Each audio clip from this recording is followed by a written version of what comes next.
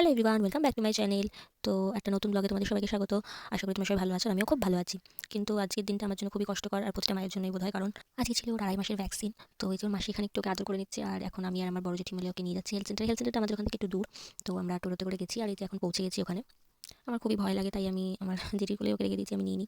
তারপর এই যে এখন ওর ওয়েট চেক হচ্ছে, আর দুটো ওর ওরাল ড্রপ ছিল আর একটা ইঞ্জেকশন ছিল। তো এই যে এখন দেখো ইঞ্জেকশনটা দেওয়ার সময় কীভাবে কান্না করছে এই।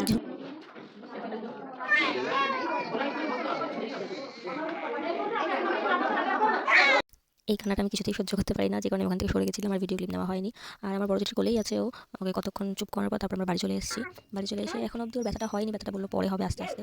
তো এখন তো একটু খেলছে, চুপচাপ শুয়ে আছে। বাবান, ও বাবান। তারপরে যে দুপুরের পর থেকে আস্তে আস্তে জ্বরটা হওয়া শুরু করে, আর ওই জন্যই এখন এই যে ঘুমিয়েছে, একটু অনেক কষ্ট করে ঘুম পাড়িয়েছে ওকে। ভিডিওটা কন্টিনিউ করতে পারলাম না, শরীরটা খুবই খারাপ। দেখা হচ্ছে নেক্সট ব্লগে, টাটা।